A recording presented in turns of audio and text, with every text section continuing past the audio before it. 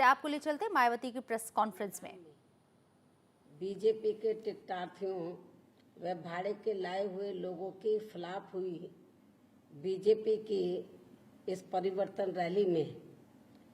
प्रधानमंत्री श्री नरेंद्र मोदी ने खासकर पूर्वांचल क्षेत्र की जनता के विकास व उत्थान के लिए जो फिर से अपनी पुरानी घिसी पिटी बातें दोहराई हैं, जिनका इन्होंने अपने लगभग 2.5 वर्षों के कार्यकाल में अभी तक एक चौथाई हिस्सा कार्य भी पूरा नहीं किया है। और इस संदर्भ में इन्होंने खासकर पूर्वांचल के किसानों को खाद देने व उनके गन्ने के बकाये का भुगतान करने आदि की भी जो बातें कही हैं, वे अधिकांश इनकी खोखली व हवाई बातें ही हैं। और जहां तक पूर्वांचल क्षेत्र को विकसित करने का सवाल है, तो इस बारे में बीजेपी व प्रधानमंत्री श्री नरेंद्र मोदी द्वारा केवल बढ़िया बढ़िया आश्वासन देने से नहीं, बल्कि इसके लिए इनको जमीनी हकीकत में ठोस व बुनियादी कार्य करने होंगे, जो इन्होंने अभी तक भी अपने 2.5 वर्षों के कार्यकाल में नहीं किए हैं। जबकि वास्तव में पूर्वांचल का विकास इस क्षेत्र को अलग से राज्य बनाने के साथ साथ इस क्षेत्र के लिए अलग से विशेष आर्थिक सहायता पैकेज देने से ही होगा,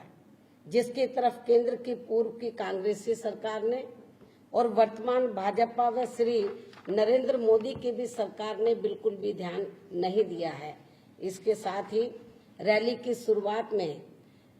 प्रधानमंत्री श्री नरेंद्र मोदी ने खासकर गौतम बुद्ध व संत कबीर का भी नाम लिया है, जबकि अकेले इनके नाम लेने से नहीं, बल्कि उनके बताए हुए रास्तों पर चलकर अमल करने से ही जनता की भलाई हो सकती है। और इतना ही नहीं, बल्कि पूर्वांचल की भाषा में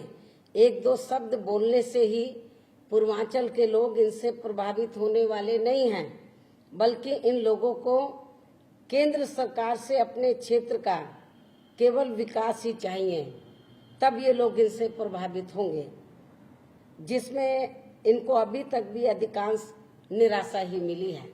और इन सब का हिसाब किताब अब इस क्षेत्र की भी जनता, अर्थात पूर्वांचल की भी जनता उत्तर प्रदेश में जल्दी ही होने वाले विधानसभा चुनाव में बीजेपी व इनकी केंद्र की सरकार से जरूर लेगी, जरूर मांगेगी। इसके अलावा आज फिर से नोटबंदी के अपने फैसले को सही साबित करने के लिए प्रधानमंत्री श्री नरेंद्र मोदी ने जो ये कहा है कि हमारी केंद्र की सरकार एक तरफ पूरे देश में काले धन व भ्रष्टाचार को खत्म करने में लगी है, इनके रास्तों को बंद करने में लगी है, तो वहीं दूसरी तरफ हमारे विरोधी लोग इसके विरोध में भारत को बंद करने में लगे हैं। जो इनका ये आरोप मैं समझती हूँ बिल्कुल भी सही नहीं है, जबकि वास्तव में सही ये है, हकीकत ये है कि विरोधी लोग इनके बिना पूरी तैयारी के लिए गए नोटबंदी के फैसले का अपने खुद के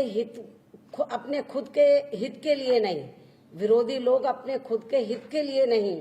बल्कि इससे बुरी तरह से प्रभावित हुई देश की लगभग 90% जनता की पीड़ा को अपनी पीड़ा ही समझकर इसका विरोध कर रहे हैं, ना कि विरोधी लोग काले धन व भ्रष्टाचार का विरोध कर रहे हैं। इसके साथ ही इस समय देश की जनता प्रधानमंत्री श्री नरेंद्र मोदी से पैसा निकालने व डालने की नई तकनीक को जानना व समझना नहीं चाहती है,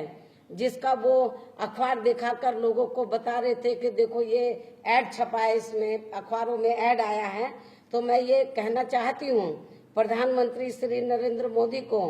कि पूरे देश की जनता प्रधानमंत्री श्री नरेंद्र मोदी से पैसा निकालने व डालने की नई तकनीक को जानना व समझना नहीं चाहती है, बल्कि वे जल्दी से जल्दी इनके नोटबंदी के बिना तैयारी के लिए गए इनके फैसले से उत्पन्न हुई समस्याओं का सही से निदान होते हुए देखना चाहती है, जिसकी तरफ केंद्र की सरकार व प्रधानमंत्री श्री नरेंद्र मोदी बराबर पूरा ध्यान नहीं दे पा रहे हैं।